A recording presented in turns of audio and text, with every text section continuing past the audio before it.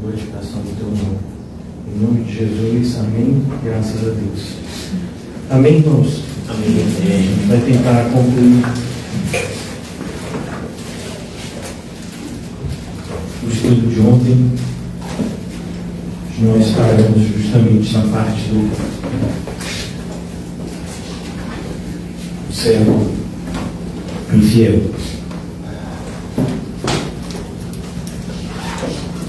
Eu vou falar só por falar, porque eu acredito que ninguém tem essa experiência, né? Somos fidelíssimos.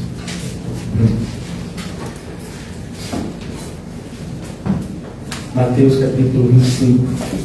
O contexto que vocês já sabem, Jesus está pregando o sermão escatológico, Mateus 24. Então, em Mateus 25, Jesus conclui com algumas parábolas, dentre elas, essa que a gente está estudando, parábola dos talentos.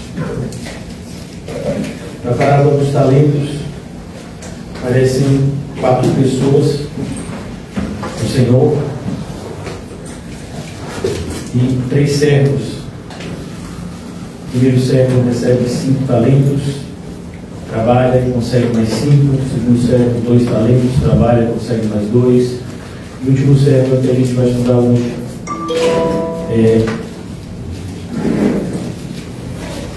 eu preparei até um estudo de hoje também, né? Complementando um pouco de ontem, e aí depois eu posso disponibilizar para aqueles que quiserem, mas a gente está seguindo mais ou menos o entendimento do que a gente já falou ontem, tá certo? E hoje vamos continuar no versículo 24.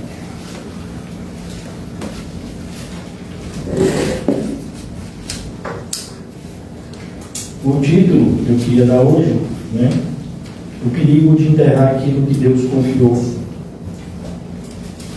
E a gente vai perceber que muitas vezes a negligência ela se esconde através de ocupação.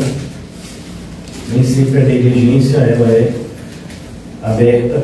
Às vezes nós nos desculpamos, como a gente vai ver aqui, com a falsa humildade ou através de ocupações que não a que o Senhor tem para nós. Todos encontraram Mateus 25, 24? Amém. Amém.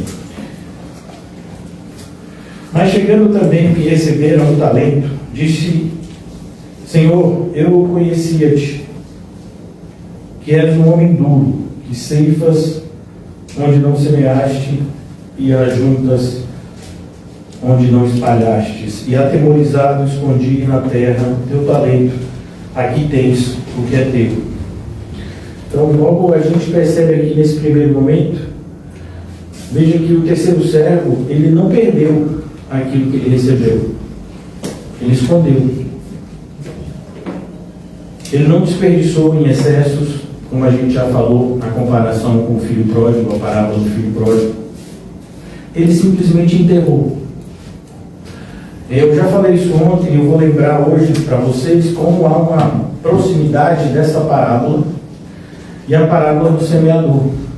Vamos lá? Aqui mesmo no Evangelho de Mateus,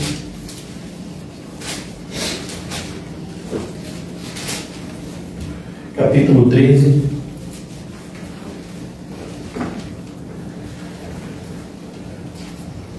O Senhor Jesus ele vai explicar a parábola do semeador.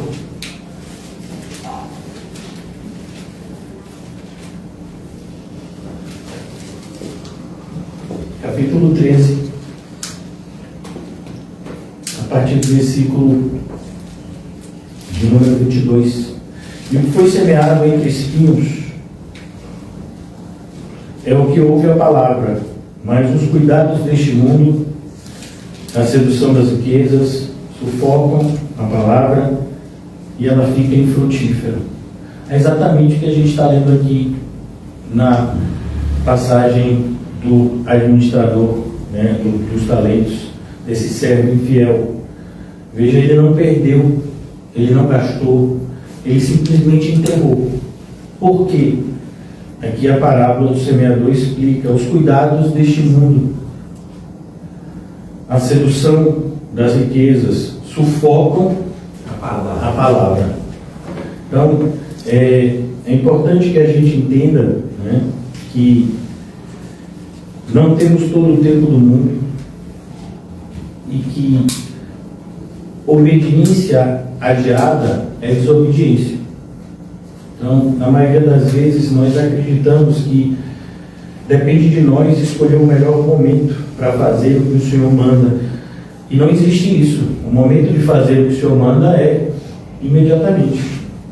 Então, quando o Senhor dá uma ordem, a gente cumpre. Pronto. A gente viu isso, inclusive, voltando para a parábola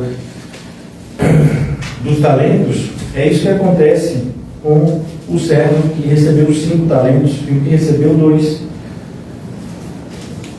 E tendo ele partido, o que recebera, versículo 16, capítulo 25, o que recebera 5 talentos, negociou com eles e granjeou outros 5. Não há um interregno de tempo aqui, não há um intervalo, não há um momento onde ele diz: espera aí, vou pensar, vou esperar, sabe, parar de chover, vou esperar começar a fazer sol, vou esperar eu melhorar de saúde. Não, imediatamente. E uma das coisas que a gente mais percebe hoje em dia é que quando a nossa vida está passando por alguma dificuldade, quando a gente está passando por privações, a primeira coisa que a gente abre mão é do tempo com o Senhor. Quando justamente devia ser o contrário. Uma vez que o Senhor é o nosso socorro, em momentos de dificuldade a gente deveria buscá-lo mais ainda, né? Mas normalmente é o que a gente primeiro para de fazer. Quando você está passando por problemas financeiros, qual é a primeira coisa que você para de pagar? O dízimo, né? E a gente sempre vai dizer: o Senhor vai entender. Ele sabe que eu estou passando por um momento de dificuldade. Então, todas essas coisas, né, elas deveriam ser para nós uma espécie de termômetro e alerta. Como está a nossa vida espiritual? Como eu disse a vocês, o capítulo 25, ele não está somente logo depois do capítulo 24, ele está conectado ao mesmo sermão, que é o sermão escatológico, onde o Senhor Jesus havia dito, eu lembrei para vocês ontem, por se multiplicar a maldade, o amor de quase todos se esfriaria. Então, o nosso grande desafio, né, é justamente não permitir que o mundo esfrie o nosso amor. Então, nós evangelizamos e muitas vezes não vemos um retorno do esforço que fazemos, ainda que pouco esforço, mas do esforço que fazemos. Nós pregamos a palavra, não vemos um reconhecimento. Tudo isso, né, é uma atividade clara do mal tentando nos esfriar. Pessoas que muitas vezes nos são próximas, pessoas que às vezes a gente se afadigou para ajudar, essas pessoas, na maioria das vezes, são as que vão nos trair mais. E isso não é aleatório, né? Nosso adversário é alguém muito esperto. Ele sabe exatamente o momento de nos atacar e ele sabe exatamente o lugar onde nos ferir. Ele conhece cada um de nós muito bem. Lembrando aquilo que eu disse ontem também, o diálogo de Deus com Jó, o diálogo de Deus com Satanás acerca de Jó, vai falar justamente que Deus estava observando Jó e Satanás também. Quando o Senhor fala: viste o meu servo Jó, Satanás: vi. É claro que ele está te obedecendo, afinal de contas o Senhor protege ele. Então, veja que quando o apóstolo Pedro diz em 1 Pedro 5,8 que Satanás vive ao derredor, é exatamente isso. Ele está atentamente observando, ele sabe quais são as nossas vulnerabilidades, ele sabe quais são os nossos pontos fracos, ele sabe exatamente aonde tocar em cada um de nós, e por isso nós deveríamos estar atentos. Quando a Bíblia vai falar examine-se o homem a si mesmo, inclui inclusive os nossos pontos fracos. Quando você identifica um ponto fraco em você, você deveria dar atenção. É como, por exemplo, se a gente está vendo um vazamento aqui, a gente não precisa mexer no telhado inteiro, você vai no lugar que tem vazamento. Então, a mesma coisa é a importância da gente se examinar, identificando quais são os nossos pontos vulneráveis, mais vulneráveis, uma vez que a gente é falho, né, e fraco. E esse servo, então, ele vai apresentar um total desconhecimento do seu Senhor. Ele vai fazer aqui, ele vai incorrer no erro que a gente vê muito na igreja, inclusive um erro que o próprio Lutero incorreu. Se você já assistiu o filme de Lutero, se não assistiu, deveria, porque além de tudo é engraçado. Então você vai perceber que Lutero tinha uma imagem de Deus terrível. E como foi fundamental na vida dele, o tutor espiritual dele, né? Que apresentou, ele tinha, naquela época os manuscritos eram muito difíceis do acesso, mas o tutor dele apresentou o Novo Testamento para ele, ele começou a ler, então ele viu outra face de Deus que ele não conhecia, porque até então ele imaginava um Deus terrível, e ele se sentia o tempo todo acusado, né? Porque ele não conseguia atingir o grau de perfeição que ele achava que a Bíblia estava exigindo dele, e aquilo deixava ele maluco, né? E na verdade quem estava, né, se punindo era ele. Deus não estava fazendo nada disso com ele. Então a mesma coisa esse servo aqui, assim como muitas pessoas na igreja hoje, né? Nós lemos a Bíblia e muitas vezes achamos que ela está exigindo demais, como por exemplo, tem gente que não gosta de perdoar. Irmãos, quem aqui gosta de perdoar? Ninguém.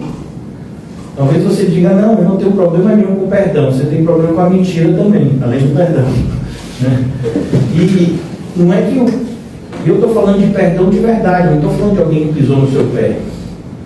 Imagine, por exemplo, alguém que matou o seu filho, matou o seu pai. E aí, como é que você perdoa?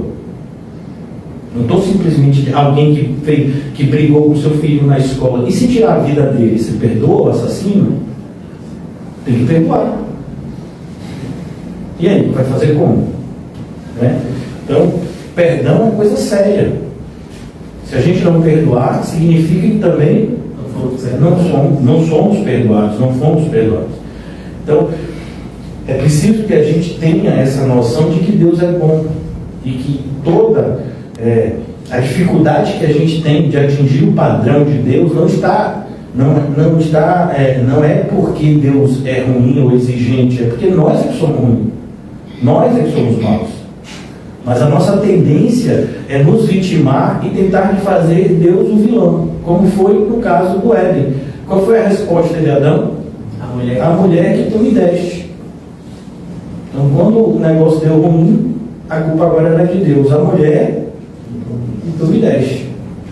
Foi ela que me fez comer. Tá vendo? Se você não tivesse me dado, eu não teria, né, cometido esse erro. A culpa não é minha. Então a nossa postura, né, de homem caído é essa: culpar diretamente ou indiretamente Deus pelos nossos malfeitos. Então aqui a gente vê claramente, a partir do versículo 24, essa visão distorcida do Senhor. Em vez de gratidão pela confiança recebida, há uma desconfiança. Então, em vez da pessoa ser agradecida, há uma desconfiança, ressentimento e tentativa de transferir responsabilidade.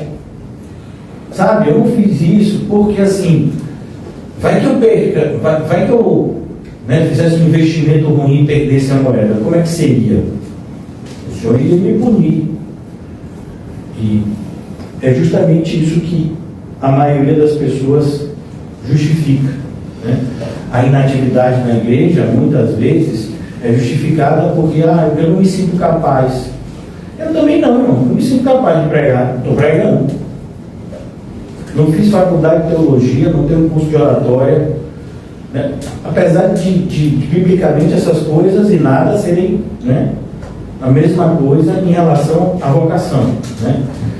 Você pode até se tornar um profissional da fé, mas jamais um servo de Deus através de instituições humanas. Mas o que a gente está tocando aqui é na nossa incapacidade de fazer as coisas, e é por isso que a gente precisa depender de Deus. Isso não é ruim, isso é bom. Inclusive, é uma das testificações que somos eleitos. Seja como uma criança de colo, dependa totalmente de mim. É isso que Jesus diz: o reino dos céus é dessas pessoas que vão depender totalmente de mim. Jesus é mais claro ainda no Evangelho de João e diz: sem mim nada podeis fazer. Então, quem é que faz curso de oratória? Político, advogado. Aí faz curso de oratória. Aí pastor. O pastor faz curso de teatro. É para poder o fingimento ser melhor. Você sabia que tem pastor que faz curso de teatro para fingir melhor? E ainda acha que está correto. O errado sou eu. Então, é importante que a gente veja aqui a primeira coisa que ele diz: Senhor, eu conhecia-te. Quem conhece Deus? Então, quando a gente estuda os atributos de Deus, quando a gente estuda quem é Deus, a gente tem que fazer isso tudo com muito cuidado. Porque, por mais que a gente estude a Bíblia revela de Deus aquilo que Ele quis revelar, que ainda é muito pouco. A gente não faz noção de quem Ele é. É como eu falo para vocês, como dá agonia quando você vai falar com alguém da palavra, e a pessoa diz, eu conheço a palavra. Aí você vai dizer, eu conheço a palavra ignorância, só pode ser, porque a gente não tem. Você vê, eu gosto sempre de lembrar dele, porque é um alerta. Depois de ler 200 vezes a Bíblia, eu sinto que eu estou arranhando a superfície deste livro, do livro, não é nem de Deus, é do livro, não é do conhecimento de Deus. Então, toda essa humildade, ela não vai fazer com que a gente se torne uma pessoa omissa. Pelo contrário, a humildade vai fazer de você ainda mais prestativo a Deus. Amém. Porque o Senhor, Ele quer de nós fidelidade. Ele não espera de nós perfeição. Até porque Ele sabe que nós somos imperfeitos. Então, é preciso que a gente tenha coragem. E a atitude mais difícil nos nossos dias talvez seja admitir as nossas falhas. E quando eu falo admitir as nossas falhas, é admitir as nossas falhas, não são as desculpas que a gente dá. Então, tem gente que dá desculpa dizendo em forma de falha. É porque eu sou um pouco tímido. Eu também sou. Pastor, nem parece. Pode não parecer para você, mas eu sou. Eu tenho dificuldade de falar. Eu tenho dificuldade de sair de casa. Por mim, eu ficava em casa, embaixo do edredom, ainda mais chovendo, friozinho, de frente do computador, lendo um monte de coisa, vendo um monte de coisa. Sai de casa para quê? Vai no máximo para a cozinha, pega uma coisa na geladeira, já volta. No banheiro já é de frente assim, qualquer problema. Então vai ser de casa para quê? Mas a gente tem que fazer as coisas por quê? Porque temos que fazer. Porque o Senhor é o nosso dono, é o que a gente viu na palavra. A palavra que designa esses servos é a palavra doulos. Doulos significa escravo. Ou seja, alguém que tem um dono, que tem um Senhor. Então quando Ele manda, a gente obedece. E isso independe inclusive de você ser crente ou não, porque mesmo você sendo incrédulo, você foi criado por Deus. Os próprios demônios foram criados por Deus, não como demônios, como anjos, como a gente já sabe, mas eles foram criados por Deus. Tudo que se conhece e não se conhece foi criado por Ele. Então, todos nós devemos a Ele obediência. Então, não é se você quiser, não, é um débito que você tem. É exatamente o que essa palavra quer nos mostrar. Você recebeu talentos e junto com eles você recebeu ordens. E se você não fizer o que foi determinado, você sofrerá as consequências disso naquele grande dia. E não adianta tentar botar a culpa em Deus, porque Deus não vai se sentir refém das nossas desculpas esfarrapadas. Então, começa aqui mostrando como é perigoso você não conhecer o que você deveria. E é o que a gente já falou inúmeras vezes na igreja, que aqueles que menos se dedicam ao estudo são aqueles que mais se acham inteligentes, sabedores de alguma coisa e capacitados a julgar. Aqui você vai ver que ele vai julgar o seu Senhor.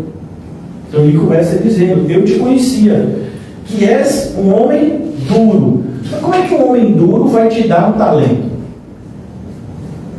Como é que um homem duro vai te proporcionar casa, comida? Como é que uma pessoa dura vai fazer isso com você? É como esses adolescentes mimados, né? Ah, meu pai, você me odeia.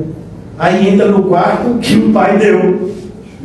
Vai na geladeira e compra a comida, come a comida que o pai comprou. Aí vai no banheiro, faz o número 2, quando vai limpar com papel higiênico que o pai comprou. Isso é o pai que odeia. Né? Então, a gente vive essa geração, né? A gente chamaria de rebelde sem causa. Na minha época eu chamava assim. Né? Então, é preciso que a gente amadureça, que a gente tenha, né, consciência, e a maturidade traz isso, consciência das nossas responsabilidades. Eu sou responsável pelo que eu faço e pelo que eu não faço. Eu sou responsável pelo que eu falo e pelo que eu não falo. Por exemplo, irmãos, assim, eu sou uma das pessoas mais difamadas que eu conheço. Pode ter um monte de gente tão difamada como eu não conheço. Então, assim, que eu conheço, que, né, ou coisa que a pessoa fala mal, né? Mas é assim mesmo, irmão. Tem até um ditado no mundo: alguém joga pedra em árvore que não tem fruto? Você joga pedra onde? Onde tem fruto. Você joga até madeira. Cuidado para a madeira não cair de volta quando for na casa de um irmão. E depois abrir a cabeça. Então, normalmente, né, a gente não deveria se preocupar com essas coisas. Pelo contrário, né, isso deveria ser um sinal. Jesus fala sobre isso no Sermão do Monte, nessa bem-aventurança de você ser mal falado por estar fazendo o que você deveria fazer. Então, é preciso que a gente tenha essa consciência e a gente pare de se vitimar. Ah, não vou mais evangelizar porque toda vez que eu evangelizo alguma pessoa faz alguma coisa. Sim, e daí? O mundo é mau, meu amigo, acorde. Vai assistir Rock Balboa, conversando com o filho dele. O mundo é um lugar duro, difícil, né? Então, se até Rock Balboa, boxeador, não tem nada de Jesus, está dizendo isso para o filho, você está pior que o filho do Rock Balboa. Então, não é um lugar cor-de-rosa, não, as coisas são difíceis. E você tem que ser bom assim, nesse mundo difícil. É por isso que na Idade Média o pessoal foi se esconder nos monastérios, achando que estavam sendo fiel a Deus desse jeito. Não estava, Deus não mandou ninguém se esconder. Se os discípulos se escondessem, eles seriam decapitados, mortos, crucificados? Não. Eles foram pregar num mundo perverso que os odiou e os matou. Vocês já viram, a gente já passou várias vezes aqui em documentários a respeito dos mártires. Então, a mesma coisa, nós somos chamados para esse caminho. Inclusive, em Atos capítulo 1, quando o Senhor Jesus diz: vocês serão minhas testemunhas, a palavra que está lá no grego é a palavra martiria. Vocês sabem já, porque vocês falam grego fluente, né? Eu que tenho dificuldade, preciso estudar. Martiria é que dá origem à nossa palavra mártir. Significa alguém que dá a vida por uma causa, por algo que testemunha, né? Então é preciso que a gente tenha essa consciência. Jesus, inclusive, ele fala abertamente: todo que tentar salvar a sua vida, perderá. Mas aquele que entregar a sua vida por amor a mim, ao Evangelho, achará. Então, a postura desse servo aqui é justamente de total desconhecimento e de um mau julgamento em relação ao seu Senhor. E esse mau julgamento não é por acaso.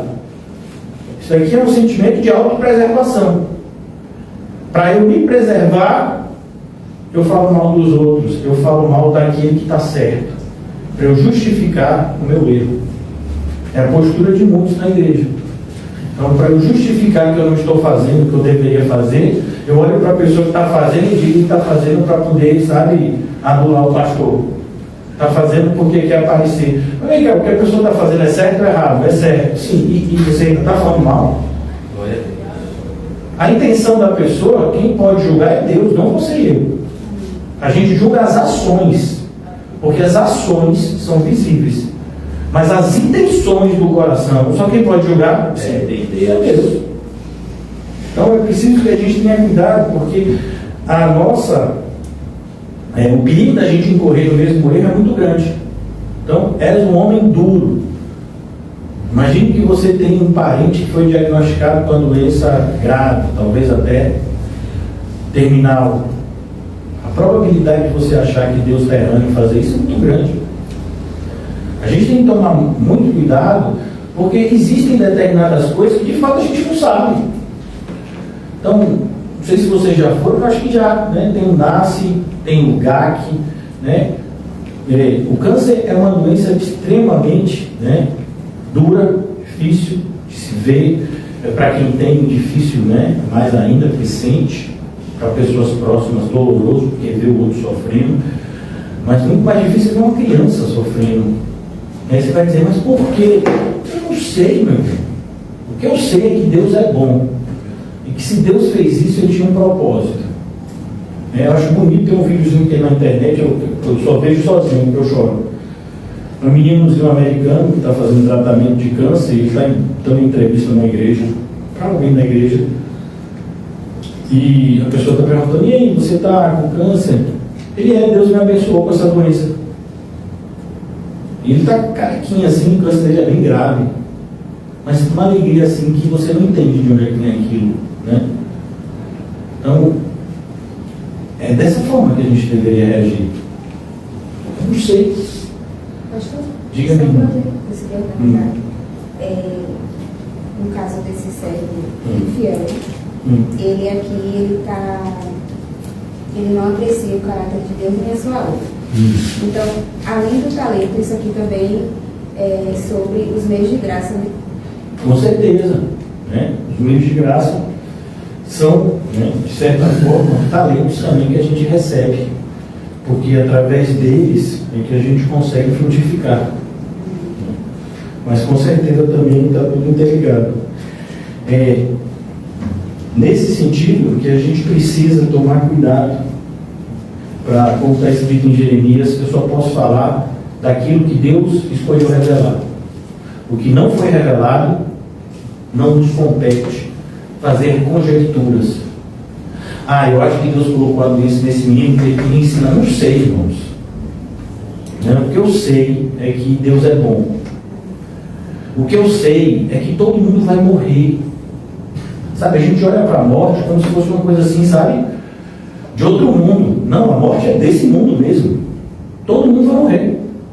Todo mundo vai morrer. Pastor, pare. Você vai morrer. Eu vou morrer, todo mundo. Então, o fato de você morrer criança, de você morrer idoso, não importa. O que importa é se você vai morrer com Cristo.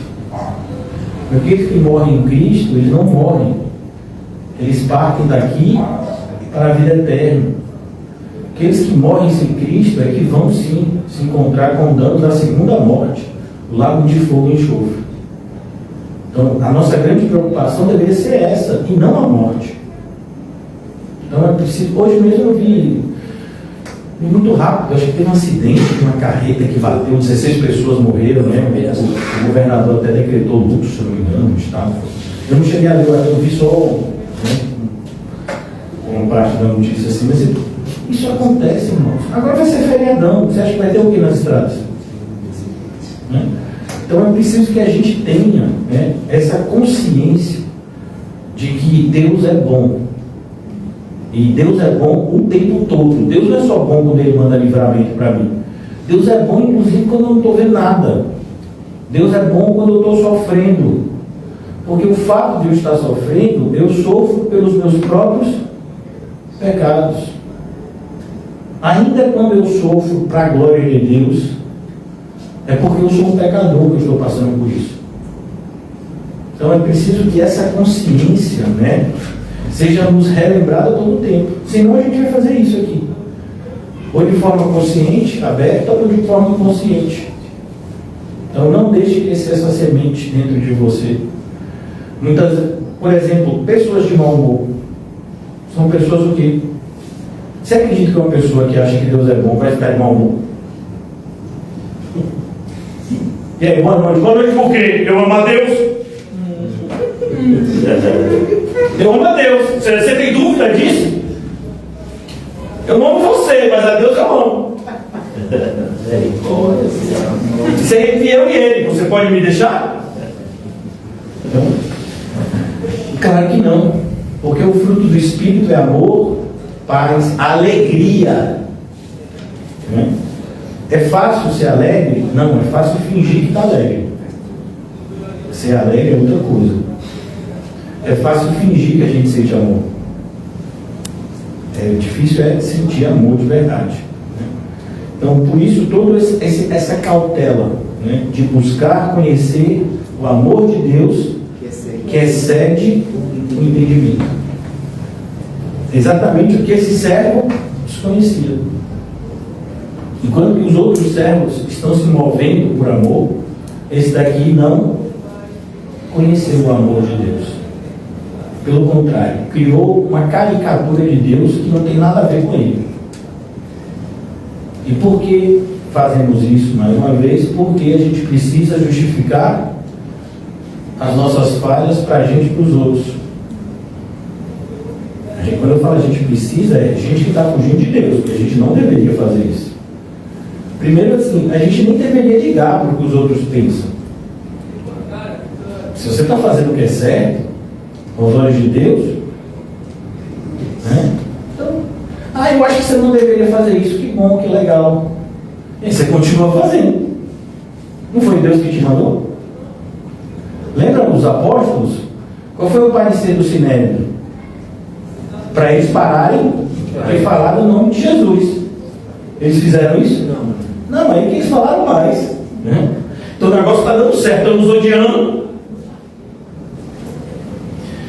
Olha, irmãos, essa pessoa diz que é católica, se eu não me engano. Mas não é muito a sério, não. É um filósofo brasileiro chamado alguma coisa Cortella. Ele é muito famoso na palestra, né? Ele né, que tem uma barba assim, e fala engraçado, porque acho que ele é do Rio Grande do Sul, né?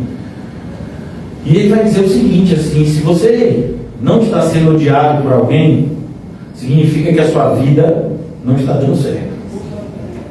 Porque quando você começa a fazer as coisas certas, muitas pessoas vão te odiar, porque a maioria das pessoas não aguenta ver o sucesso do outro. Essa pessoa não é crente, irmão. E ele não está falando de nada de religião e espiritualidade, ele está falando apenas do ponto de vista filosófico, da constatação de como age o ser humano, enquanto ser humano.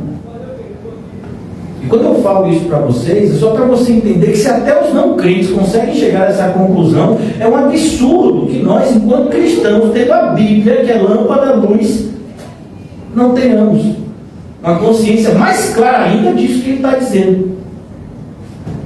Então, se você está fazendo o que é certo, é claro que as pessoas vão achar ruim. Pessoas infelizes não suportam ver os outros felizes, né?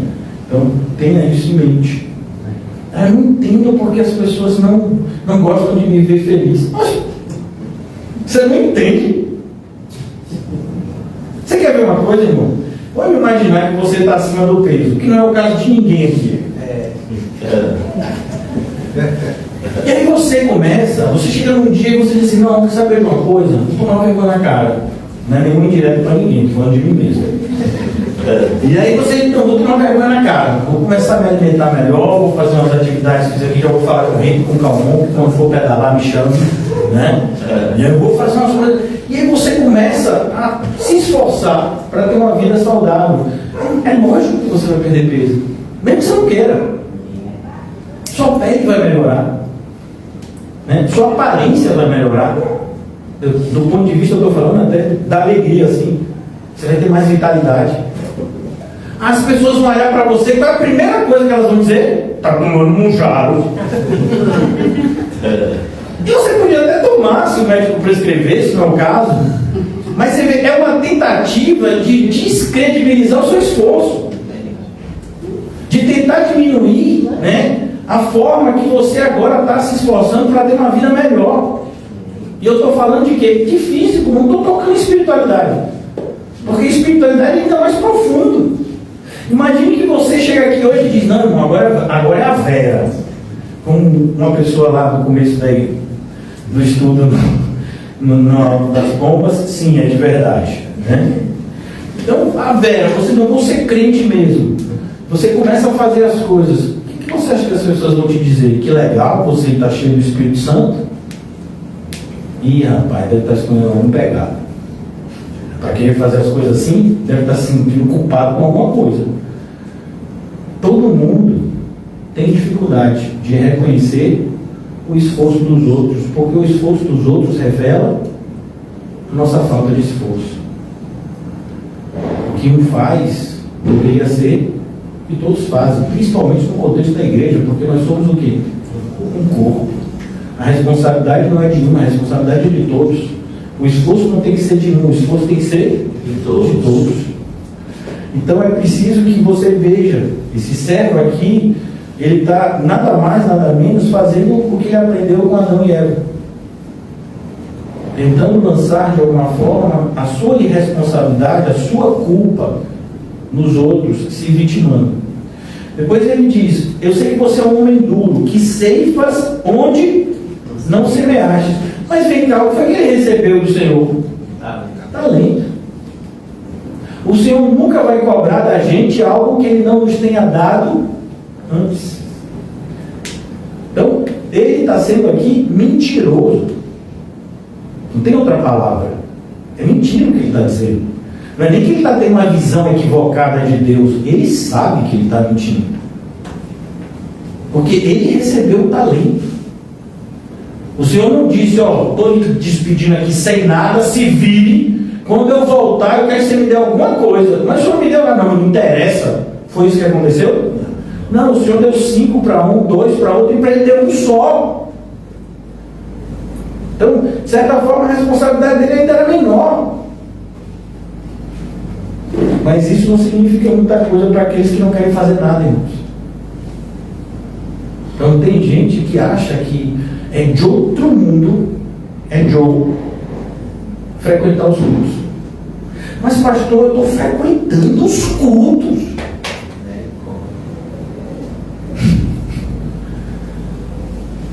Não devia, então. Isso é um esforço. É como quando Jeremias fala com o Senhor: não estou aguentando mais. Jeremias fala isso no capítulo 12. Você vê que o livro de Jeremias é bem longo. O Senhor dá uma olhada assim para Jeremias, eu fico imaginando, né? O Senhor dá uma olhada para Jeremias, o jogo nem começou, Jeremias. Agora aí sempre vai ter Copa, né? O jogo nem começou, Jeremias. Você estava aquecido, você já pensou, você estava no aquecimento. E aí você diz: rapaz, cansei. Mas como você cansou, o jogo não começou. Você nem começou a enfrentar os adversários, você está aquecendo. E você já está querendo jogar a toalha. Então, essa é a realidade da maioria das pessoas na igreja. Né? Que ceifas onde não semeastes, e ajuntas onde não espalhastes. Então, para que a pessoa tenha que dizer que Deus é ruim, ela vai ter que mentir. Por quê? Porque Deus é bom o tempo todo. Glória a Deus. Sabe, se Deus matasse a gente no primeiro erro que a gente cometesse, Ele estava sendo justo ou injusto? Justo. Qual é o salário do pecado? Você já sabe disso. Pecou. Eu mesmo eu devia ter morrido umas 15 vezes hoje, por baixo. O Senhor me matou, né? Graças a Deus, né? Estou aqui tendo a oportunidade de viver pela graça. Mas essa consciência tem que produzir em nós gratidão. Amém. Amém. Glória a Deus. Deus é bom demais, irmão. Olha, se a gente fosse Deus, o que a gente já tinha feito com o mundo? Se a gente fosse, o que a gente tinha feito com a gente? Então é preciso que a gente veja, né? Os nossos erros revelam a bondade de Deus. É isso que Paulo fala quando, aonde abundou o pecado, superabundou a graça. No filme Paulo Apóstolo de Cristo, isso vem de uma forma tão especial. Ele está conversando com o Lucas, né? E Lucas fala: né? Gostei disso, então escreva, Lucas. Né? Escreva. Continuando aqui, versículo 25. E atemorizado. Você acha que se ele tivesse com medo, ele ia fazer o que ele fez? Eu vejo um monte de gente, né, na igreja dizendo: eu tenho um temor ao Senhor. Aí você olha para a vida da pessoa e você está brincando comigo, né? Você tem temor ao Senhor? Lá em Recife, na praia que eu nadava, atacaram uma criança ontem, no tubarão. Eu nadava naquela praia. Você vê o livramento, porque rapaz, eu dei trabalho demais a Deus. Era porque eu tenho morrido umas 50 vezes já, né? Eu acho que eu fico imaginando eu lá na praia, o tubarão querendo me comer, e o Senhor dizendo: não, ainda não. Vai chegar um momento. Eu não fazia a mínima ideia do perigo que eu estava correndo, né? Então, a gente precisa, né, ter isso. Temor a Deus é revelado através de reverência. Porque aquele que conhece o amor de Deus, ele não tem medo de Deus. Ele tem reverência. E reverência é uma atitude que vem de alguém agradecido. O Senhor é tão bom comigo, como é que eu posso não ser agradecido a Ele? Como é que eu posso tratá-lo com irreverência ou com falta de respeito? Então a gente não é reverente ao Senhor porque a gente tem medo, a gente é reverente porque a gente tem amor. A pessoa que mais nos ama, incomparavelmente. Então eu tenho que tratar com devido respeito. Mas se a gente chegasse a esse fato aqui de ter medo de Deus, isso deveria ser revelado por atitudes totalmente diferentes daqueles que dizem hoje ter medo de Deus. Porque quando você tem medo de alguém, irmãos, você respeita. Por exemplo, chega um pessoal, né, que manda nos bairros hoje, né, ficção, né? E ele diz assim, não, todos os bares vão fechar, todos os mercados vão fechar, porque aconteceu alguma coisa que ele não gostou, fica aberto. Por quê? Porque eles têm medo, irmão. Se ficar aberto, as pessoas vêm lá também. É o que você vê toda hora. Tinha um bairro desse aí que o tráfico queria botar uma câmera na casa da pessoa para poder ver a movimentação da rua. Quem chegava ali, a pessoa, né, um senhor de bem, falou, não quero que coloque câmera aqui, vai que o pessoal acha que eu tenho algum envolvimento. Eles foram lá e mataram o senhor, como se não fosse nada. Então, hoje em dia a gente vive nessa realidade, não só aqui na Bahia, no Brasil, né? Então, quando um chefe desse diz assim, não vai ter isso, tem lá mesmo no Alto das Pombas, tem uma hora que não queria que tivesse paredão, teve paredão. Não, irmão. Isso é você ter medo. Então, se você está dizendo que você está com medo dele, você vai deixar de fazer o que ele mandou? Ou você vai fazer o que ele mandou com o rabinho entre as pernas? Então, você vê aqui que, mais uma vez, a pessoa está justificando algo que não é verdade. Então, veja que todas as vezes que a gente tenta argumentar contra os princípios de Deus, é mentira. Por isso que a própria Bíblia diz que seja Deus sempre verdadeiro e o homem mentiroso. É impossível que Deus minta. Então, e atemorizado, escondi na terra o teu talento. Então, veja como é a atitude da maior parte das pessoas na igreja. Isso você está lendo aqui. A maior parte dos evangélicos, esses servem aqui.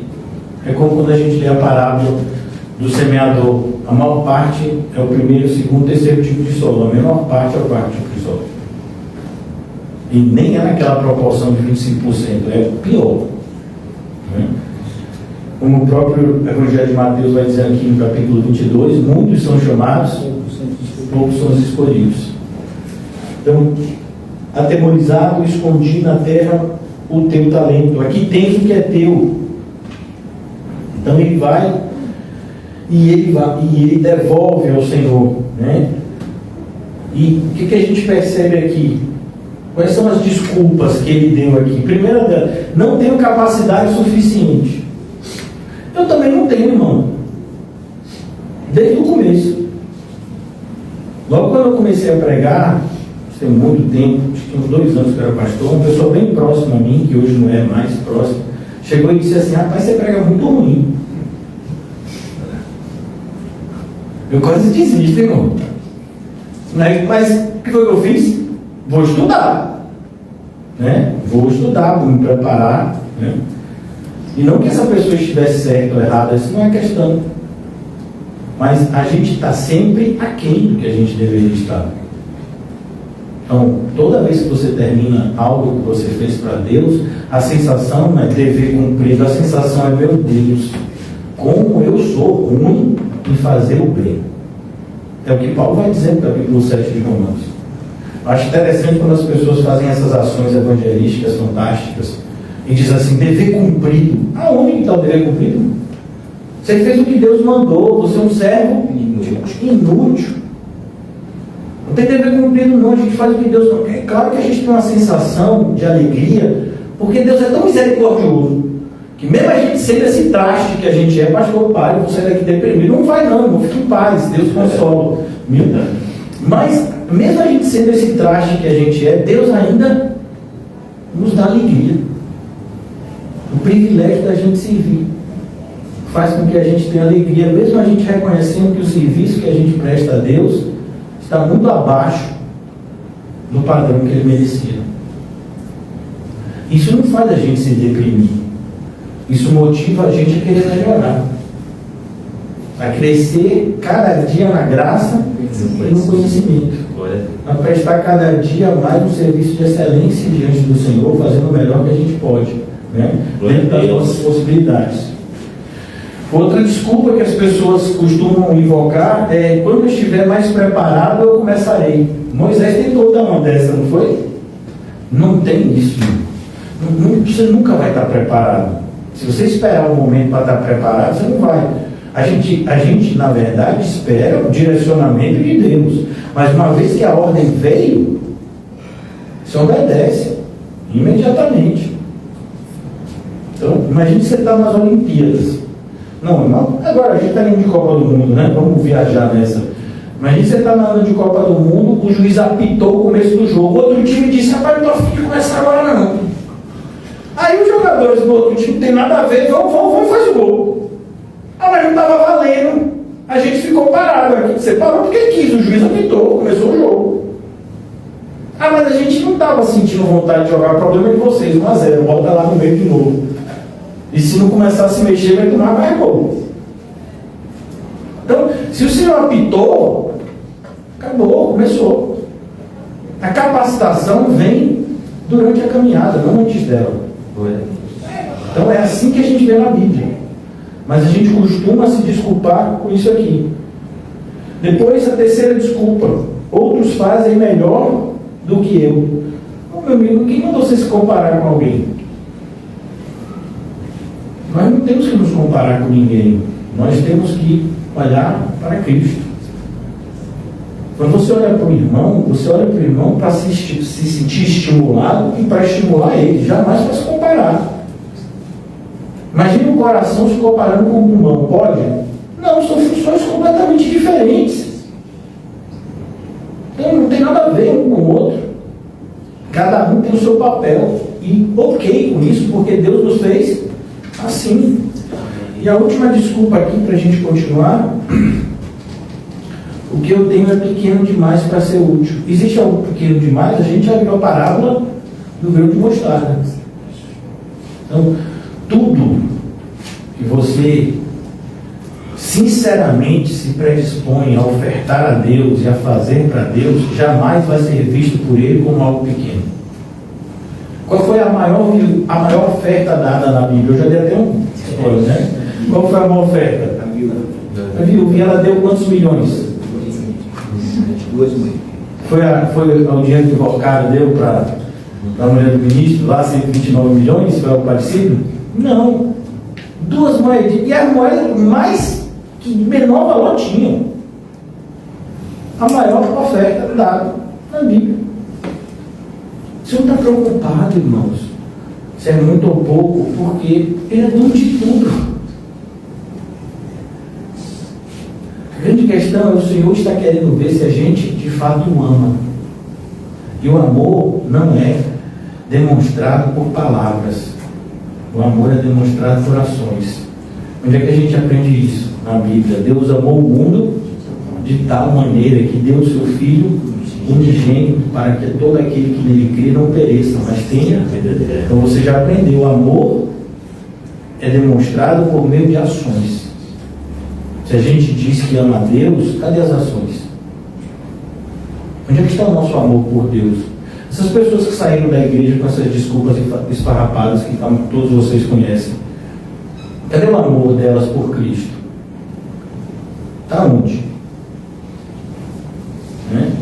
Eu amo a Cristo. Não, irmão. Não, quem ama a Cristo não desiste. Jamais. Essa é a perseverança dos santos. Desistir para a gente não é opcional.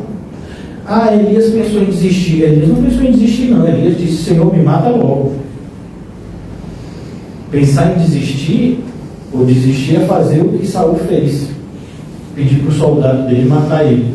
E depois, quando o soldado não quis, ele mesmo se lançou contra a espada do soldado. Isso é desistir. Então, cuidado.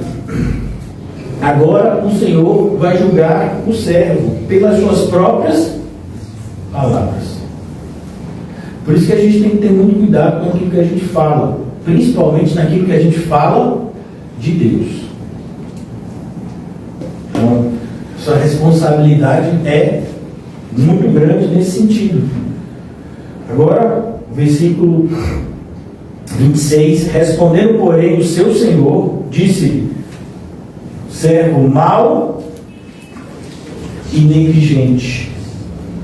Servo, o quê? Mau e negligente. O que essa expressão mostra? Que negligência espiritual não é tratada como uma falha pequena. Ah, a pessoa não errou, só foi negligente. Negligência é uma falha gravíssima. Veja, por exemplo, quando o apóstolo Paulo fala daqueles que serão condenados, quando escreve aos cristãos de Tessalônica, ele vai dizer: o Senhor condenará aqueles que não obedecem e aqueles que não conhecem o Evangelho. A pessoa não conheceu por quê? Imagine por negligência, não importa. Você tinha que conhecer. Sua obrigação é conhecer. Você não diz que é Evangelho? Como é que você diz que é Evangelho e não conhece o Evangelho? Como é que você diz que é cristão e não lê a Bíblia? Né? Vê que isso não tem sentido, irmão. Como é que você é um ministro do STF e desrespeita a Constituição? Não, aí já é outra coisa, não tem nada a ver com isso tudo, né? Tem a ver com as regras do mundo. Então, a indiferença diante daquilo que Deus confiou é pecado. Então, a gente não tem esse direito de ser indiferente. Não. A gente tem que fazer exatamente aquilo que nós fomos ordenados. E mais, a gente tem que fazer como? Com alegria e cheio de amor. Ah, pastor, forçou a barra. Forçou a barra o quê, irmão? Pai, olha, você já viu aqui, o servo mal, não lhe diga nada, viu?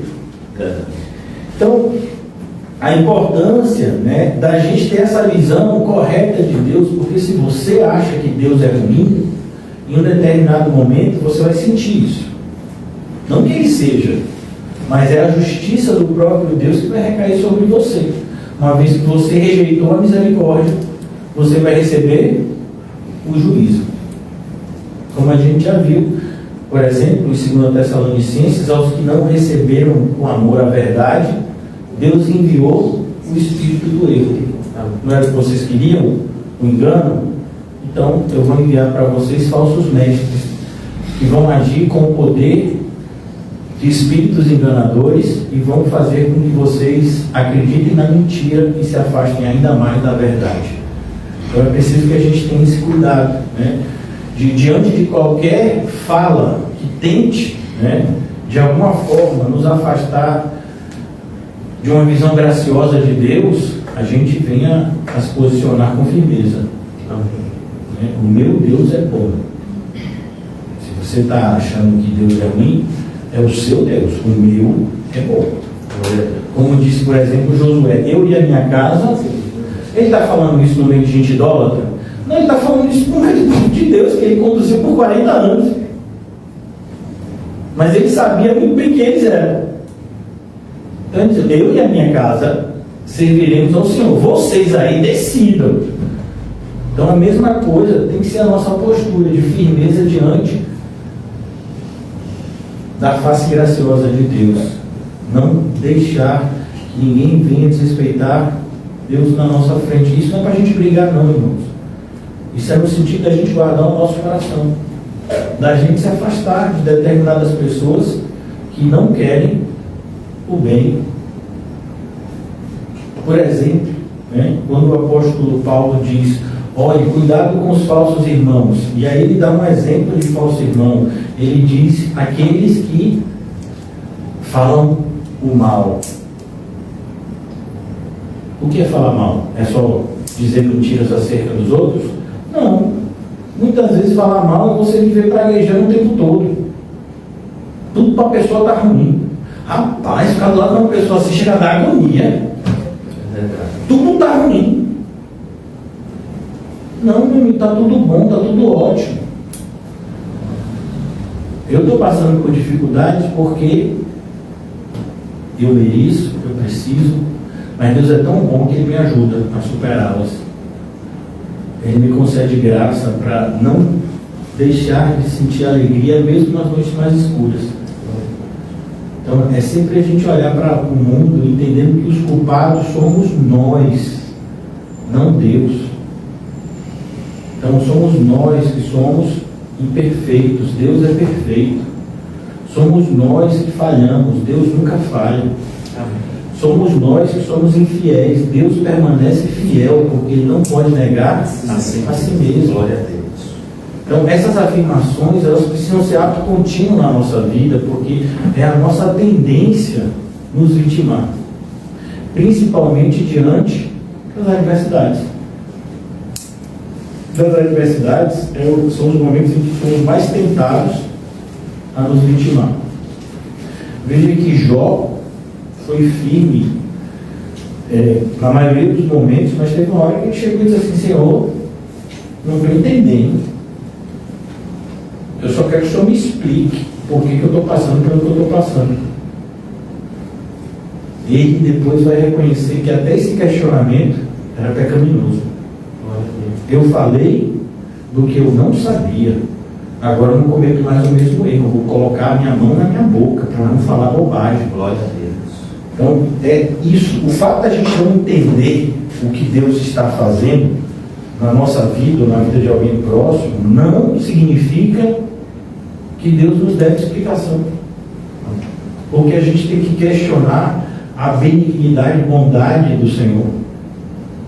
Essa é a dificuldade de muitas pessoas no relacionamento com Deus, né? Porque eles partem do pressuposto que nós somos bons e que nós merecemos coisas boas. E aí você já parte do pressuposto errado. Não tem como você chegar em nenhuma afirmação certa. Então, quando você parte do errado, não tem como você chegar no certo. Então, para quando a gente começar, a gente tem que entender primeiro o que a gente é, o que a gente merece. Aí sim, aí a gente começa a entender como Deus é tão bom com pessoas tão ruins como nós. A gente vê na Bíblia, por exemplo, servos do Senhor dizendo que eu nasci em pecado. Eu nasci em pecado. Em pecado, não está nem falando da relação de intimidade entre homem e mulher, não é isso. Está falando de como é passado o pecado através da semente do homem, de um para o outro. Isso desde Adão. Maldito seja a terra por tua causa, Adão. Não está falando da floresta amazônica, não está falando dos oceanos, está falando da gente. Maldito seja a terra por tua causa. Então, essa maldição se perpetua cada vez que um ser humano nasce. E quando é que ela é quebrada? Quando a graça entra. Todos pecamos e destituídos estamos na glória de Deus, necessitando todos sermos visitados pela sua graça, justificados por ela. Então, quando Cristo entra de forma graciosa na nossa vida, o pecado é vencido e a condenação do pecado, né, é retirada de nós. Mas é preciso que a gente, né, tenha essa consciência. Por isso que o Espírito Santo, quando entra na vida da pessoa, ele convence a pessoa do que? Do pecado, da justiça e do juízo. Então veja que uma pessoa cheia do Espírito Santo, ela vai se achar boazinha? Ela vai dizer igual a Paulo: eu sou o pior pecador que eu conheço. Ela não vai achar que é boazinha. Eu tenho conhecido pessoas, né, em virtude do que eu tenho, né, novo direcionamento, que eu não estou gostando nada, né, mas não tenho que gostar, né, tenho que obedecer. Você se relaciona com essas pessoas, né, que não seguem a Bíblia, e a fala é meio que comum a todos, por mais diferente que as pessoas sejam.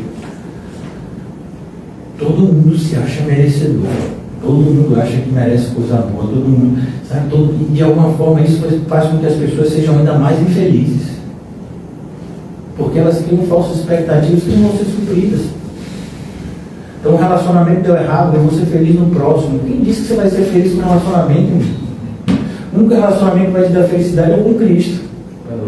Fora dele, nenhum. E eu não estou aqui jogando praga em casamento, até porque nem poder para isso eu tenho. Mas eu quero te dizer que qualquer relacionamento é difícil. Com certeza. É difícil o relacionamento da gente com a gente. A gente com a gente, irmão. Às vezes eu me olho no espelho e escolher, vai continuar me atrapalhando? É assim? Vai ficar nessa? Né? Então é preciso que a gente tenha essa consciência, porque o mundo vai tentar. E quando as pessoas gostam da gente de maneira humana, chega a ser até engraçado, né? Às vezes eu dou risada. O bichinho. Eu fico procurando o bichinho. Esse ano vai melhorar a sua vida. Eu não falo nada, irmão, só ouço, né? Pai e mãe a gente não pode ficar, né? Dizendo coisa, não deve. Então, assim, a gente ouve, né? Mas assim, quando eu tenho oportunidade, eu sempre falo, mãe, minha vida tá boa, assim, não tem nada que me queixar, né? Mas a referência dessas pessoas faz delas ainda mais infelizes. E esse que é o escândalo da graça. As pessoas que mais sofrem em Cristo são mais felizes do que aqueles que não sofrem quase nada. Porque quando você não cria expectativa, irmão, tudo que vem é visto como bênção. E para a gente ser ainda mais assim, é bênção. É bonito, né? É bênção. Então, é bênção. Você não espera nada, imagina que você não espera nada, a pessoa vai te dar um sanduíche de pão com, sei lá, com manteiga. Eu gosto de pão com manteiga. Vai aqui na chapinha assim. Então, aí, mas imagine que você está esperando o McDonald's. E eu nem gosto de McDonald's, mas tem gente que gosta, né? Você está esperando o McDonald's, a pessoa te dá um pão com manteiga. Você, pão com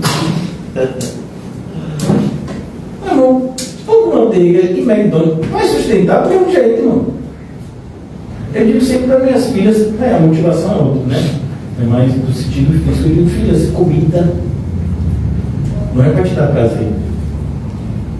Comida é para você ter força para fazer as coisas do dia a dia. É isso que você aprende na escola, não é assim? Você come, aí transforma aquilo em energia. Só que, e se não gastar energia? Aí o corpo guarda como o quê? Como gordura, exatamente. Então tem gente que está com energia, irmão. Ele vai estourar de energia. Eu, por exemplo, né? E aí, mas eu me sinto com energia. Mas o seu corpo estocou. Nossa, mas eu estou falando uma bobagem. Então, não foi o que eu aprendi em biologia, que eu ainda lembro assim de longe, porque tem séculos. Literalmente foi no século passado que eu estudei isso. Viu? Então é preciso que a gente tenha cuidado, né, com essa postura de achar que a gente merece. Foi isso que Paulo fez com Timóteo. Deu um choque de realidade nele. Meu filho, você tem o que comer e o que vestir, esteja contente. Não fique esperando, sabe, que vai melhorar. Não, porque pode até melhorar, mas não é melhorar. Sabe, se o Senhor quiser que você coma um dia lasanha, 4 queijos, e no outro dia mingau de cachorro, não é que melhorou ou piorou. É a mesma coisa, não é o quê? Comida. O que você precisa? Comida. Não é só o paladar que tem que estar agradado, não. Você não é criança. Né? Comida é substância, acabou. Mas é que eu não gosto. Eu quero, mas passe fome para você ver. Se você não gosta. Então, é preciso que a gente tenha essa postura de maturidade. Quando a gente reconhece que a gente não merece nada, isso não é pessimismo, isso é maturidade, irmão. E você vai se tornar uma pessoa mais grata. E quando você se tornar uma pessoa mais grata, você vai ser uma pessoa mais feliz. Pessoas agradecidas são pessoas felizes. Pessoas ingratas são pessoas infelizes. Então, cuidado para você não seguir essa direção do servo ruim aqui, né? Já vou terminar. Deus não exige de todas as pessoas os mesmos resultados. Por isso que a gente não tem que se comparar com ninguém. Por exemplo, o que Deus requeriu de Moisés foi a mesma coisa que ele requeriu de Arão. E olha que eles tinham chamados bem próximos. Não. Arão era uma coisa, Moisés e Miriam outra. Sua mãe, seu pai, Arão, Joquebede, outra coisa. O que Deus escolheu de Moisés era a mesma coisa que Deus escolheu, por exemplo, que Deus requeriu de José, que foi governador lá no Egito, administrador. Não. Cada pessoa tem o seu chamado de Deus. E o que o Senhor requer de nós é fidelidade em relação a esse chamado. O apóstolo Pedro teve que aprender isso.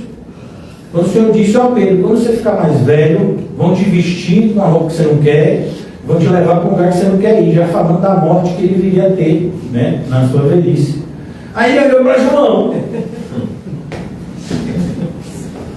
E ele? É só eu que sofro? Eu estou gostando disso não, senhor. O que é isso? Que desigualdade é essa? Né? Não tem desigualdade porque a graça nivela. Então você já viu proporção? Né? Acho que proporção a gente aprende matemática, né? Matemática? Então, 1 milhão sobre 1 milhão é igual ao quê? É igual a 10 sobre 10. É o mesmo resultado. Não, mas 1 milhão sobre 1 milhão? E se for 10 bilhões sobre 10 bilhões? E se for 1 trilhão sobre 1 trilhão? O mesmo resultado. 1. Isso é graça.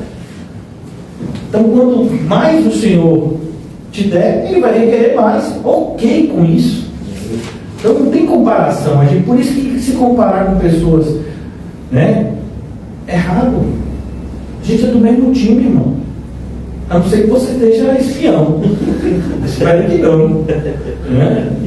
Sendo um brasileiro. Aleluia. Né?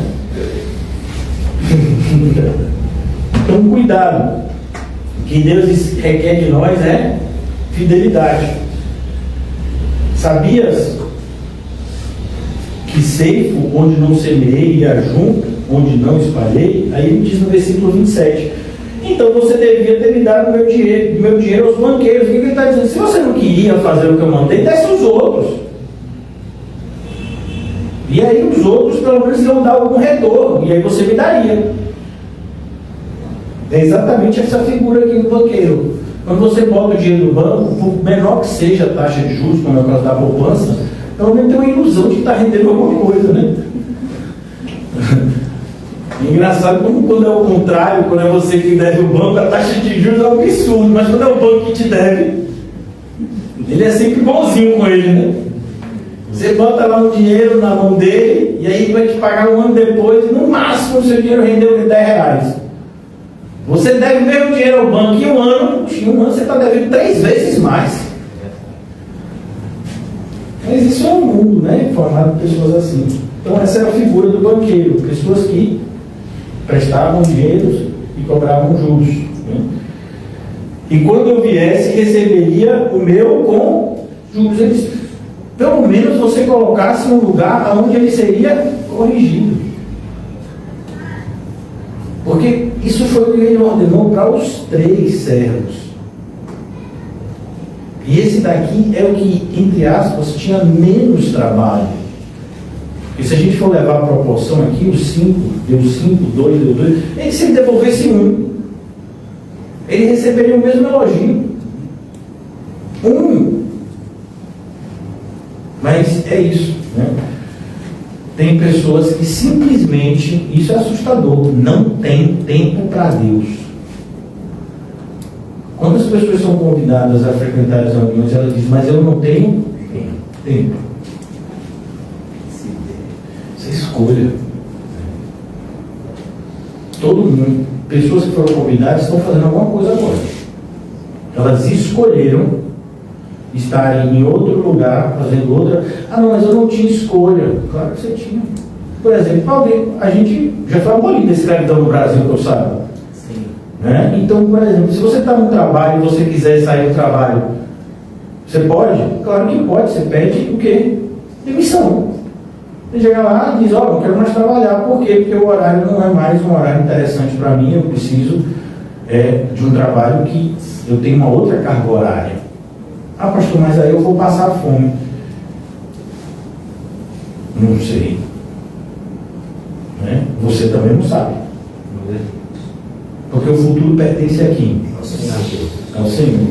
O que eu sei é que a desobediência hoje, como em qualquer tempo, ela é injustificável. Não se justifica a desobediência. Você se arrepende dela, mas justificá-la nunca. Ah, mas aí vai faltar comida para os meus filhos. Não sei, a viúva que perdeu o marido e tinha filhos que iam ser tomados como escravos, ela passou fome com os filhos? Não, que eu saiba.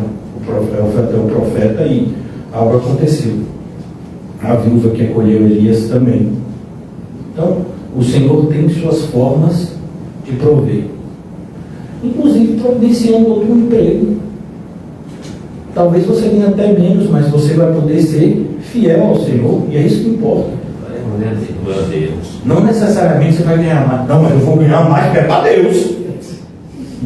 Igual uma pessoa que diz, eu tinha uma nota de 125 cilindrados, quando eu fiquei fiel a Deus, eu comprei uma de 250, porque tudo com Deus é dobrado.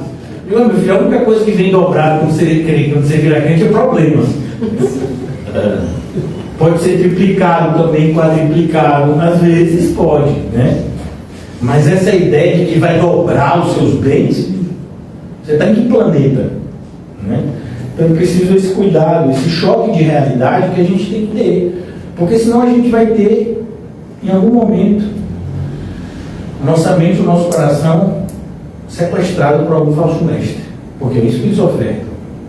As mentiras dos falsos mestres sempre giram em torno dos nossos desejos.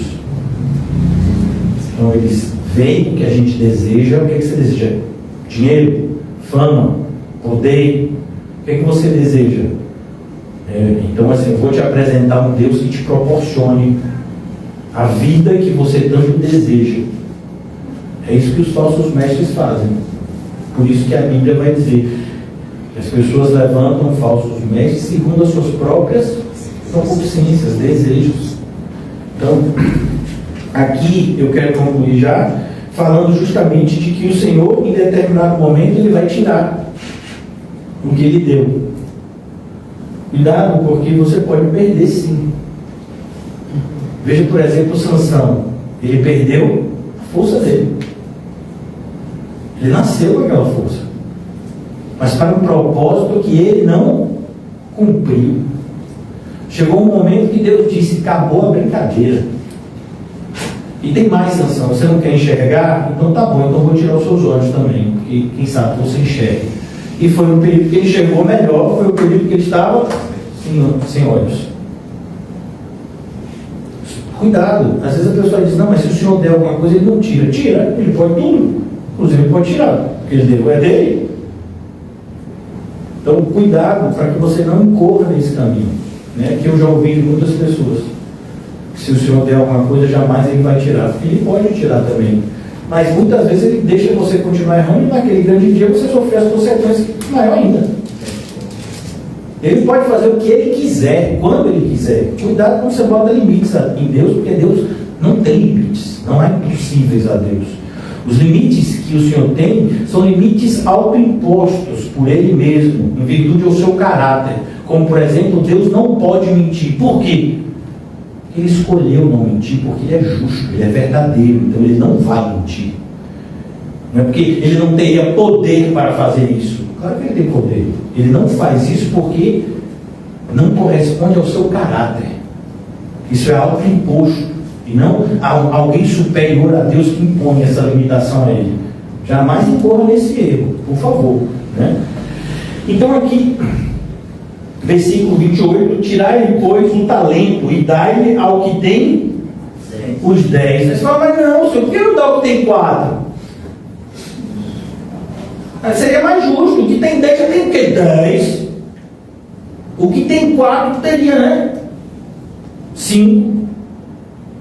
Meu irmão, Deus sabe o que faz. Aqui a gente já vê uma lição. Quanto mais você fizer, mais você vai receber. Então é importante você se dedicar muito. Paulo ensina sobre essa lei da semeadura quando ele escreve a segunda carta aos Coríntios. E ele vai dizer, quem semeia pouco, pouco colherá. E quem semeia com abundância colherá. Então, quando você confia em Deus, diz respeito também, isso é demonstrado como o quanto você faz para Ele. Com confiança. Versículo 29, já vou acabar. Porque a qualquer que tiver será dado, e terá em abundância, mas o que não tiver, até o que tem lhe será tirado. Eu acho que eu já contei isso para vocês, mas vou contar de novo porque é legal, porque diz respeito com o nosso estudo. É um filme que eu vi há muito tempo, bem interessante, é um filme de ficção científica, mas tem umas lições morais assim que são interessantes. O nome é Gattaca. Era num mundo assim hipotético, onde não existia mais quase que nascimentos naturais, porque você podia ter o filho que você quisesse. Então as crianças já nasciam dotadas com determinadas qualidades e não nasciam com determinadas imperfeições. Por exemplo, a criança não tinha problema de vista, não precisava usar óculos, não tinha asma. Então você conseguia geneticamente alterar e produzir pessoas que já predispostas a grandes resultados. Mas nesse contexto, teve numa família um irmão que nasceu desse jeito e um irmão que teve nascimento natural. Em algum momento eles se distanciaram do outro. E esse irmão que teve nascimento natural, ele tinha um sonho de ser negócio de astronauta. Que era na época, viajava para a Lua ou para uma colônia fora da Terra. Só que não aceitavam pessoas imperfeitas. Você não só tinha que ser daquele que nasceu com tudo certinho, mas você tinha que ser um dos melhores entre aqueles que já nasceram com tudo certinho. E aí, o que você fazia? Ele começou a juntar dinheiro, trabalhando igual um louco de servente, porque só tinha empregos assim, para essas pessoas, subempregos, e ele começou a juntar dinheiro, e aí ele comprou a identidade de uma pessoa que nasceu com essa predisposição, chegou a ser medalhista e tudo, de Olimpíada, mas bebia muito, bateu no carro e ficou paraplégico. Aí ele meio que toma o lugar da pessoa, se passa pela pessoa, tem toda uma história, só que acontece um homicídio. Começam a investigar quem matou e descobrem que tem uma pessoa lá, que é ele, só que ele está se passando pelo outro. E o irmão dele, que é o delegado, está investigando o crime. E o irmão reconhece ele em um determinado momento do filme, e o irmão se lembra de algo que aconteceu com eles na infância. Eles sempre tinham um desafio entre eles, que eles iam nadar, saíam lá, eles moravam perto do mar, e eles nadavam até um lugar, tipo assim, o primeiro que voltassem, perdia. E o irmão dele, que era perfeito, sempre perdia para ele.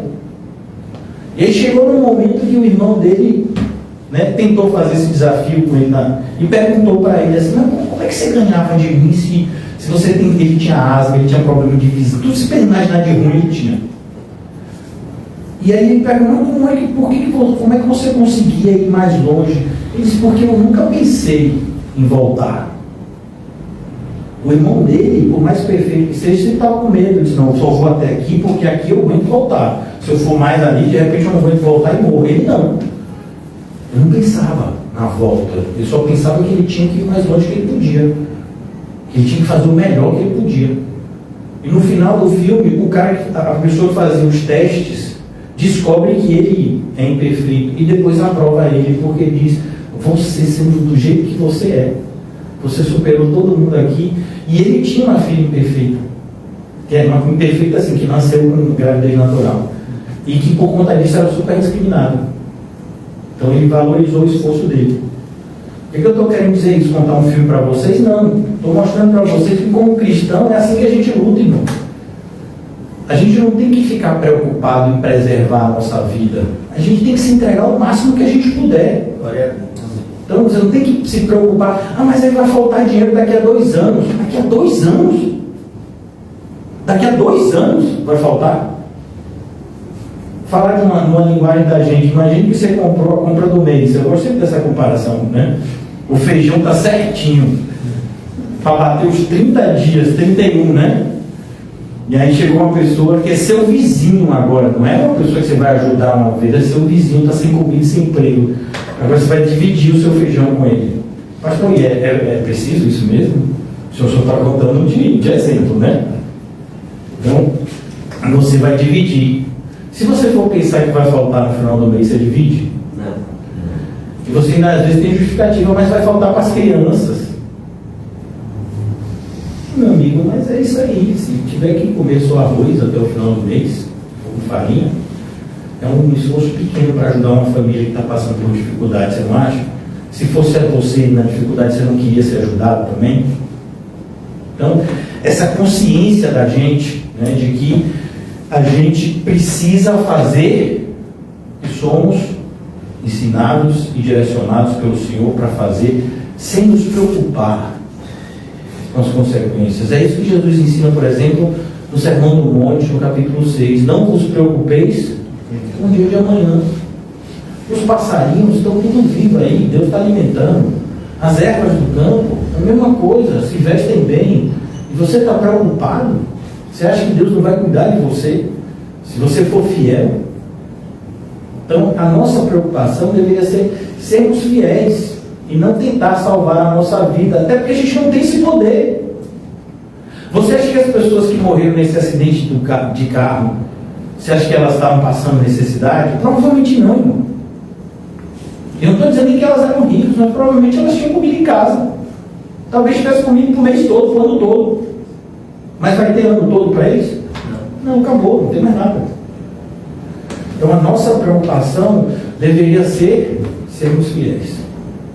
O máximo que a gente puder, cada dia mais. Eu quero concluir já trazendo algumas lições práticas aqui, de forma bem sucinta, o horário já está chegando. Primeira delas, não despreze o que Deus colocou na sua mão. Não despreze. Todos nós recebemos de alguma forma talentos. Glória a Todos Deus. nós. Glória a Deus. Por exemplo, quem ajudou a pegar o som e trazer para dentro? Todo mundo podia fazer isso. Todo mundo podia ajudar de alguma forma. Tem coisas por aí, pequenas coisas que podem ser feitas. Né? Quando a pessoa quer realmente ajudar, ela acha o que ajudar. Não, estou vendo ali que tem coisas ali que precisam de um jeito. Eu vou ajudar. Eu vou ficar do lado, se precisar, eu estou ali. Então, não despreze o que Deus colocou na sua mão. Se é tempo que você tem, por exemplo, quem não está trabalhando tem tempo. Então dê o seu tempo. O culto começa, sei lá, 7h30, chega às 5h30. Você não tem nada para fazer mesmo. Chegue lá, fique lá, na porta, convidando as pessoas para entrar. Então faça alguma coisa com o que Deus te deu, independente do que seja. Se é tempo, então use o tempo. Né? Não confunda medo com prudência. Prudência é uma coisa. Prudência leva a gente a obedecer ou desobedecer? Obedecer. E medo tende a nos direcionar a fazer escolhas ruins.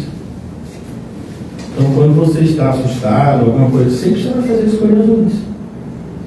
Normalmente, pessoas que ficam desesperadas são as pessoas que morrem primeiro. Você já viu nos filmes?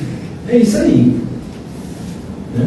Então, nesses filmes de tubarão mesmo, as pessoas ficam desesperadas. É o primeiro que o tubarão come, irmão.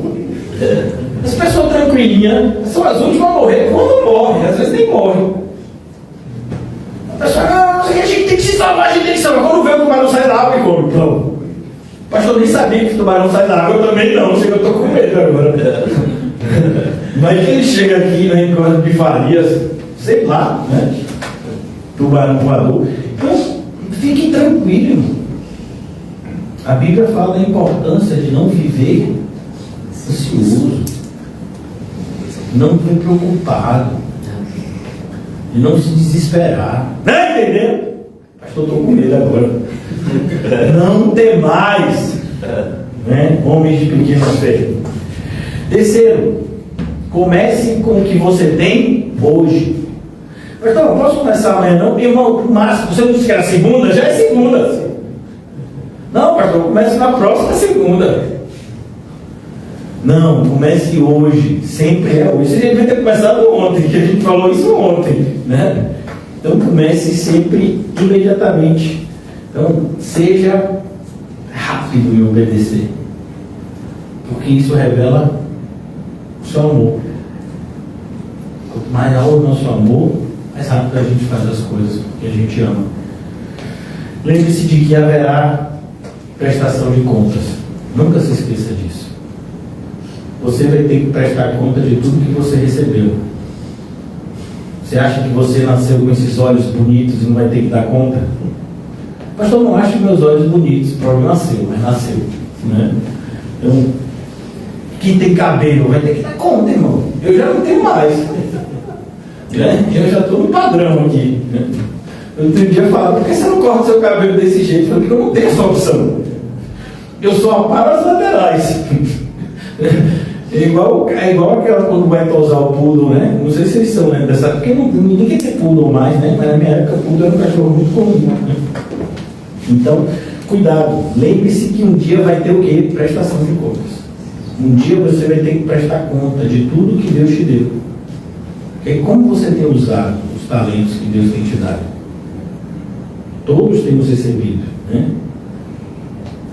Essa verdade deve produzir na gente essa seriedade, né, necessária para uma vida cristã. E finalmente, irmãos, sirvam para a glória de Deus e não para o reconhecimento humano, né? Sirva porque isso alegra o coração de Deus. Se sinta feliz em alegrar a Deus. Isso deveria nos alegrar também. Independente do reconhecimento, independente se as pessoas estão gostando ou não, se você está sendo obediente, se você está sendo útil ao reino de Deus, Deus está feliz com você e isso tem que deixar você feliz também. Se Deus está feliz com a sua vida, você deveria ser a pessoa mais feliz com isso. Então, sirva para a glória dele. Pergunta nunca deve ser quanto eu recebi, mas será que eu tenho sido fiel? Então é assim que a gente tem que se mover, né? Então eu queria concluir hoje desafiando a gente, né, a questionar com coragem a gente mesmo em relação à nossa fidelidade ao Senhor com o que a gente tem recebido. E não faço isso com nenhum interesse de culpar alguém ou de produzir culpa em alguém, pelo contrário. Eu acredito que nós todos vamos ser pessoas muito mais felizes, completas, quando vivemos uma vida de utilidade para o reino de Deus e para a sua glória. Vamos orar. Ó Deus, obrigado pela noite de hoje. Obrigado pela oportunidade que o Senhor nos concedeu, Senhor, de meditarmos na Tua palavra e de sermos edificados por ela e por meio dela. Ajuda-nos, Senhor, a sermos fiéis. Ajuda-nos a produzir frutos dignos do nosso arrependimento. Ajuda-nos, Senhor, a produzir obras que testifiquem acerca da nossa fé salvífica. Não nos deixe ociosos, Senhor, no que diz respeito ao mundo espiritual. Pelo contrário, que o Senhor possa nos conduzir a uma vida de frutificação para o Teu reino. Abençoa os meus irmãos aqui nesta noite. Nos faz unidos em amor, como igreja, como corpo de Cristo, para que através do amor que o Senhor implanta em nós, possamos nos mover alegremente, levando as boas novas do Teu reino, aonde o Senhor nos enviar. Em nome de Jesus, amém. Graças a Deus. Amém.